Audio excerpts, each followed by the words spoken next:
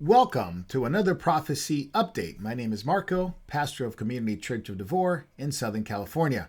It is Thursday night here in California, Friday morning in the Middle East, Friday morning in Europe, and Israel has launched a war against Islamic Republic of Iran. We have lots happening today as we speak, lots of news, lots of things changing, more developing, lots of updates coming up. And this week has been a bit strange. It was a tremendous amount of speculation on whether or not Israel would strike Iran, whether the strike will become imminent. And I originally thought about making a video this week, thinking that at some point it was going to happen, but it was going to have to be after the round of talks with the Iranians this weekend. On Monday, that would have been Tuesday, in Brisbane, Australia, I was zoomed in to do a Bible study with believers at the Australia conference. And I spoke about how Iran, to keep an eye on Iran, because I thought something was going to happen this week. The mullahs have been talking about the Mahdi and the nuclear proliferation and some of the missiles that they're working on and enrichment. And I thought something could happen, but I wasn't sure. But today, early morning California time, when I woke up, Senator Tom Cotton from the U.S. and Defense Secretary Pete Hegseth were speaking and confirming that Iran was actively working toward a nuclear weapon. And even Steve Witkoff, who warned about Iran and the ability to cause massive casualties in a briefing that he gave the U.S. Senate. And so I thought this was more confirmation that something may happen this week. They spoke about the amount of nuclear weapons they can have. And Witkoff, which is a special envoy, sort of a negotiator for the U.S. in the Middle East, told senators that a strike by Israel was on the table if no agreement was reached. And so he brought up the ballistic missiles, the cruise missiles, the enrichment, and he was concerned about Israel's air defense. So in addition to all this, the striking back against Israel was a concern that the Iranians have been repeatedly warning the U.S. In their bases in the Middle East if they get involved. So I thought that changed everything, that now they are finally, the U.S. Administration, the Trump administration is finally realizing that there's a threat and they're going to give Israel the green light. Then I read that Argentinian President Javier Milei was thinking about moving the embassy, and actually he will move it now to Jerusalem, the capital of Israel. And he said Argentina will support Israel with all its force. So a lot of these things were lining up, and I knew something was going to happen with multiple reports, and CBS News were talking about it, how the U.S. was anticipating some kind of retaliation on certain American sites, and the State Department was ordering some non-emergency government officials to exit Iraq due to the heightened regional tension, and the State Department was also telling employees and their family members about restricted areas and not to travel outside the greater Tel Aviv area in Jerusalem and Beersheba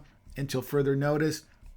And even Trump was asked if the Israeli attacks today, was it going to be imminent? He says, well, I don't know if it's imminent, but it looks like something's going to happen. Something very well could happen. And then the IAEA, which is the International Atomic Energy Agency, gave Iran a non-compliance today with this nuclear obligation. So following the vote, it was basically announced that they would be, Iran was previously reaching unrevealed enrichment sites. Unrevealed enrichment sites, and it was in a secure location, said the Iranians. So the Atomic Energy Agency was very concerned, and the Iranians were testing new missile sites, and they were equipped with a 2-ton warhead, and all these things were happening. And soon enough, hours later, 3 a.m. Israeli time, 3:30 a.m. Tehran time in Iran, the IDF started attacking dozens of Iranian nuclear sites. That would have been early Friday morning for them.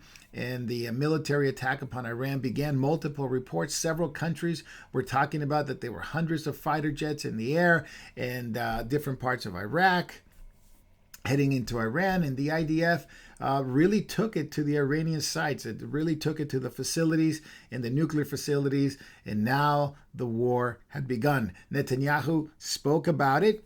The Rising Lion, Operation Rising Lion had launched. And he was talking about it being decisive in Israel's history, attacking the nuclear program of Iran, the ballistic missiles. They will continue to attack until the threat is removed.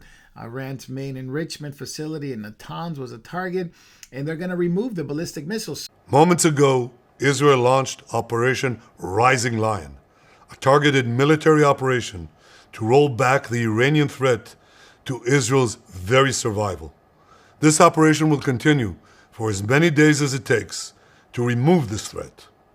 For decades, the tyrants of Tehran have brazenly, openly called for Israel's destruction. They've backed up their genocidal rhetoric with a program to develop nuclear weapons. In recent years, Iran has produced enough highly enriched uranium for 9 atom bombs. 9. In recent months, Iran has taken steps that it has never taken before, steps to weaponize this enriched uranium. And if not stopped, Iran could produce a nuclear weapon in a very short time. It could be a year, it could be within a few months, less than a year.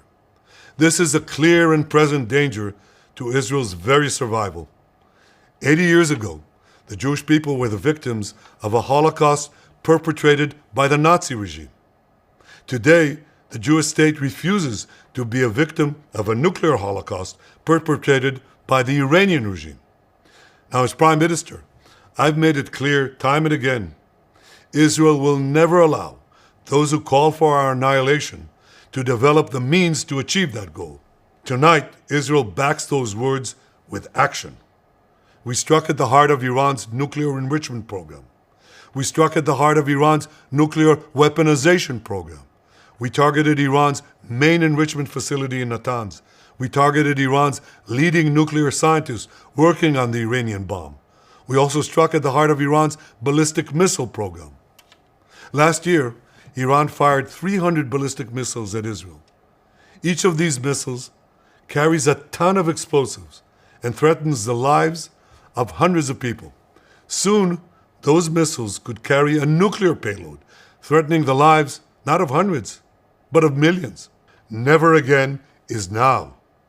Today, Israel has shown that we have learned the lessons of history. When enemies vow to destroy you, believe them. When enemies build weapons of mass death, stop them. As the Bible teaches us, when someone comes to kill you, rise and act first. This is exactly what Israel has done today. We have risen like lions to defend ourselves. So Iran's outlets, news outlets claim that the war against Israel has begun, and it will be inevitable at some point. They'll retaliate. We'll talk about that at the end. And so these preemptive strikes against Iranian targets, multiple precision engagement. I mean, it goes on and on. There's so much information to talk about. I don't want to make this video too long, but the air raid sirens currently going off in Iran and Israel. Iran has suspended flights at Tehran airport. Several targets have been hit, massive explosions all through Tehran. Netanyahu has been brought into, the motorcade has entered the Mossad command bunker. The initial explosions in Natanz, and this is the nuclear facility in Iran, and in Fordo. These are the main ones that they have.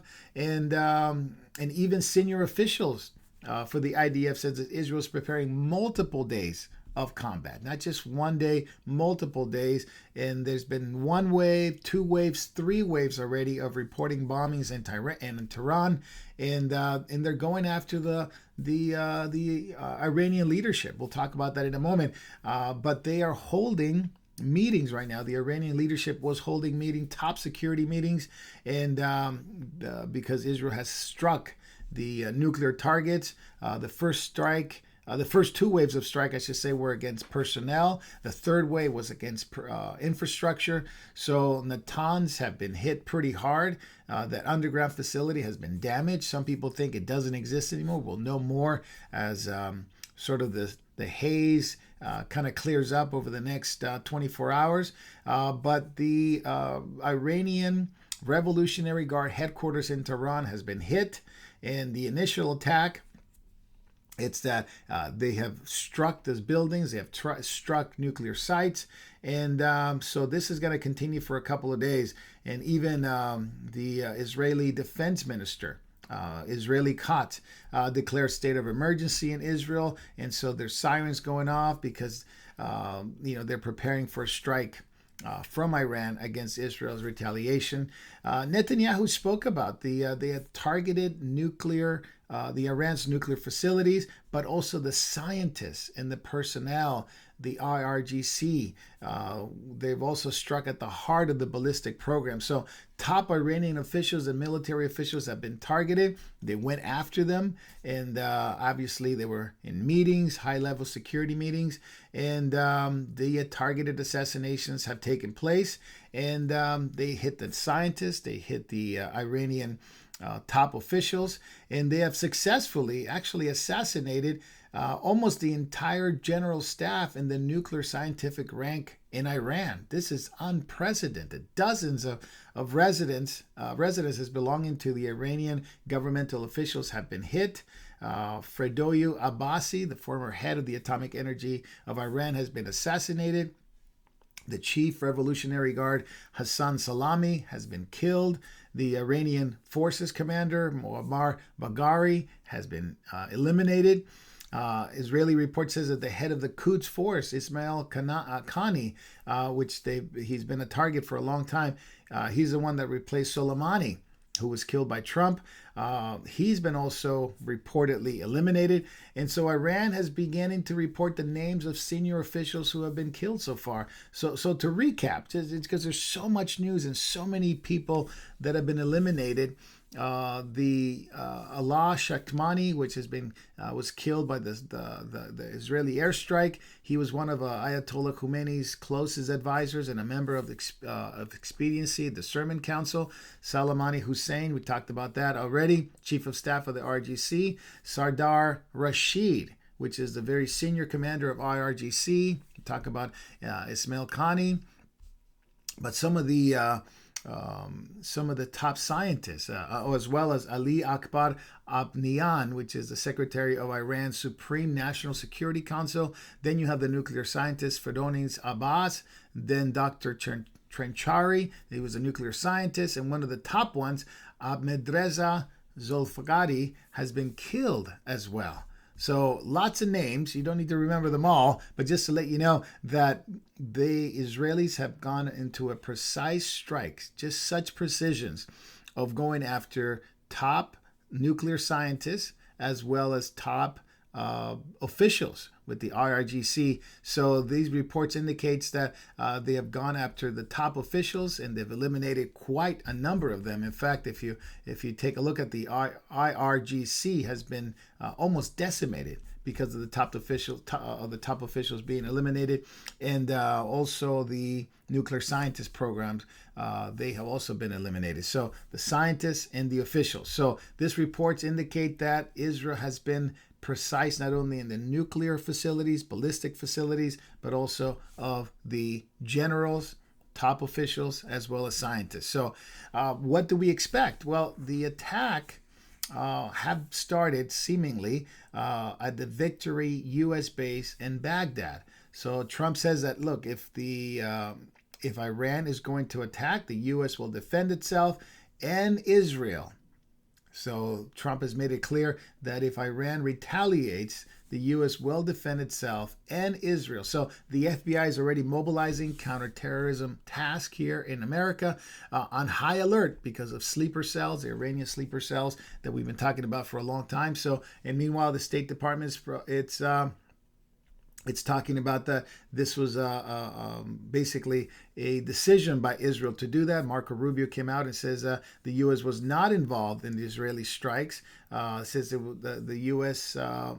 Iran should not target the U.S. or interests or personnel, and Israel took a unilateral action against Iran. Obviously, and the United States knew that. So the first two waves of strike were against personnel. The third wave against infrastructure. Officials have been eliminated, scientists have been eliminated, and so now Israeli officials and Mossad is leading a way to counter the possible terrorism strikes that Iran will have against Israel. So these operations have damaged the Iran strategic missile array and air defense capability. So quite a number of things that are going on. So What do we make of it, right? As the Israeli force has struck not only the radar site, it's called the Subashi radar site, which was a very big, important radar site in the Iran-Iraqi war back in the 80s. It guarded Tehran from intrusions coming from Iraq and as well as the western part of the country. So it appears that the uranium enrichment facility in Natanz no longer exists. The ballistic missile program has been badly damaged, and many other things that we're going to find out over the next 24 hours. But what do we expect Iran to do now? The retaliation.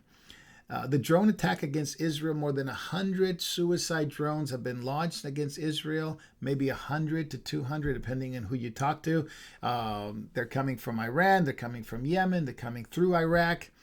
Some of them are coming from Jordan, some of them coming from Syria. And not only that, but there's Israeli and British and American fighter jets who are in the process of intercepting those. So quite a bit of stuff coming over the next few hours. The defense establishment has detected cruise missiles as well launched toward Israel. And the plan, of course, of Iran is to, once they have the drones, then they launch cruise missiles, then they launch ballistic missiles soon after that. So in about 3 to 4 hours, it's the expectation we will know more about what is going to happen in Israel after these attacks.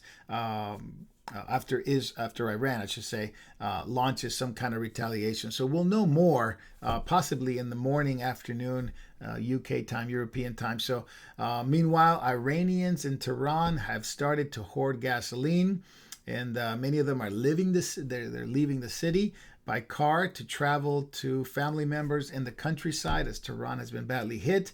By the way, the price of oil is spiking early this morning, almost Friday morning here in California, as well as the price of gold. We will see more how the financial markets react to that, but certainly the Houthis have said that they'll try to shut down the Suez Canal, so we'll be seeing more attacks in that area as well. So Iran is also issuing threats against the U.S. The Iranian Foreign Minister Abbas Araghchi talked about how the Zionist regime could have carried out this attack without the U.S. help. So they certainly blaming the U.S. And so the U.S. is Israel's main backer. So they will bear full responsibility. So we have to be watchful of that here in America. The Ayatollah Khomeini actually issued his first statement. He came out after the Israeli attacks and he says there would be some retaliation of some sort at some point. It looks like it's kind of happened probably sooner than later. Now remember, this showdown has been coming for a long time. Remember, Iran had launched an attack against Israel back in April 13th, 2024. This was, of course, a direct attack against Israel and its territory. I think it was about 300 projectiles, 170 drones, 30 cruise missiles, 120 ballistic missiles in retaliation for what Israel struck on April 1st. Now, they also struck Israel back in October of last year, and they launched an attack. I think it was called Operation True Promise, involving about 200 ballistic missiles. And this was retaliation, of course, for the elimination of Ismail Haniyeh and Hezbollah leader Nasrallah. So will there be more? Well, of course. This is probably just the beginning of a long series of attacks and retaliations.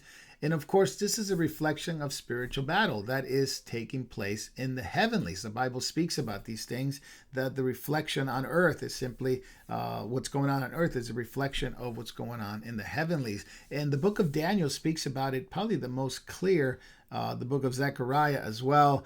You can see some of that in the book of Job. The Bible speaks about it in the New Testament. Our battle's not against flesh and blood, but the reality of these entities that affect global powers and governments. The book of Daniel speaks of a conflict. At the end of the book of Daniel, chapter 10, speaks of a conflict between a powerful principality called a demonic being called the Prince of Persia, who it's basically fighting with God's angels to get the message to Daniel, the prophetic message to Daniel. And it's actually Michael who comes to the aid of this angel to help against the Prince of Persia. Then there's another one called the Prince of Greece. So these spiritual forces over Iran, Persia, will be in conflict with Israel in the last days, especially the last 3 chapters of Daniel, chapter 10, 11, and 12, leading up to Michael standing up in chapter 12 at a time of great tribulation for the people of Israel. So we're certainly in the middle of a spiritual battle. Make no mistake about it. Israel's largely and still, for the most part, partially blind, and they cannot see their need for their own Messiah. And we were just there in March, and lots of things are changing. Growing number of Jewish believers witnessing to their own family and their own people, preparing them for Jesus to come. At the same time, they're preparing for the temple. They're preparing for the third temple. They want to unify all these other faiths to come to the temple, 70 nations. And there's also the expansion of Judea and Samaria. So all these things are taking place. So we have to pray for the Jewish people, but we also have to pray for the Persians, the Iranians, right? They're blinded by Islam and the curse of Allah, and many Iranians are coming to faith in Jesus. They are heavily persecuted. In fact, the government, the mullahs, and the religious leaders have spoken about how many Iranians have actually converted to Jesus Christ, and many Muslims have come to Jesus. And it's a growing number of persecuted church, so we must pray for them. And we talked about that. I talked about that and earlier this week in Brisbane, to pray for the believers, a growing number of believers in Persia, Iran. So please pray for them. And we will commit to pray for both nations, both the Jewish nation that needs to recognize their own Messiah, as well as the believers in Iran, as well as those who need to come to faith in Jesus in Iran and other, of course, Arab Muslim nations. So may the Lord God remove the mullahs from Iran and give them courage, and give the believers courage and wisdom to witness for Jesus Christ to their generation, as well as pray for the Jewish people, that their eyes will be open, that their hearts would be not hardened against the Lord. And so lots to pray. There's a spiritual battle. And of course, the first part of our spiritual battle is, of course, prayer, to put on the full armor of God. It's time to really be a witness for Christ as we see developments in the Middle East, not just in the Middle East, but all over the world, but especially the Middle East, which covers many things relating to Bible prophecy. So thank you for watching. Stay tuned for more.